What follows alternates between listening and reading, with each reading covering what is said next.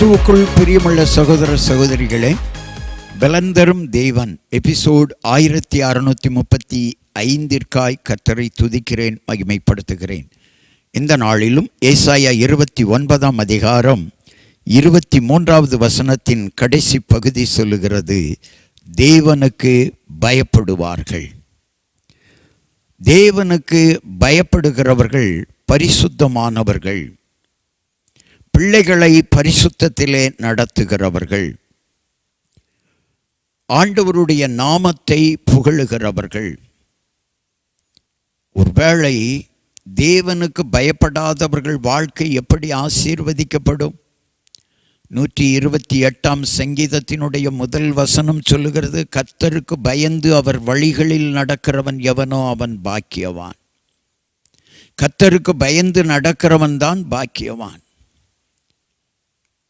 நீதிமொழிகளிலே சொல்லப்பட்டிருக்கிறது, கர்த்தருக்கு பயப்படுகிறவளே ஆசீர்வாதமுள்ள ஸ்திரீ, கர்த்தருக்கு பயப்படுகிறவளே புகழப்படுவாள். ஆணாயிருந்தாலும் பெண்ணாயிருந்தாலும் குழந்தையாயிருந்தாலும் வாலிபர்களாயிருந்தாலும் முதியவர்களாயிருந்தாலும் கர்த்தருக்கு பயந்து நடக்க வேண்டும், அவர் வழிகளில் நடக்க வேண்டும். ஆசீர்வாதம் பயந்து நடக்கிற பிள்ளைகளுக்கு தானே தேடி வரும். கண்களை மூடி ஜெபிக்கலாம். எங்களை நேசிக்கிற நல்ல தகப்பனே, இன்றைக்கு யார் யார் கர்த்தருக்கு பயந்து நடக்கிறார்களோ அவர்கள் பாக்கியவான்களாக இருப்பார்கள் என்று சொன்னீங்களாப்பா.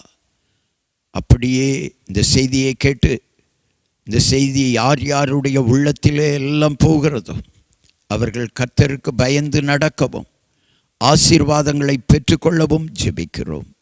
திரளான ஆசீர்வாதங்கள் கர்த்தருக்கு பயந்து நடக்கிற பிள்ளைகளுக்கு கிடைக்கட்டும். ஆண்டவர் தாமே அநேகரை கர்த்தருக்குள்ளாக்கி ஆவிக்குள்ளாக்கி பயந்து நடக்க கிருபை செய்யும். செய்தியை கேட்டுக்கொண்டிருக்கிற சகோதரனே சகோதரியே, கர்த்தருக்கு பயந்து பார். கர்த்தருக்கு பயப்படுகிறவனோ ஆசீர்வாதத்தை பெறுவான். பயந்து கர்த்தருக்கு பயந்து வாழுங்கள், உங்களுக்கு ஆசீர்வாதத்தை கர்த்தர் தருவார். இயேசு கிறிஸ்துவின் நாமத்தில் ஜெபிக்கிறேன் பிதாவே, ஆமென்.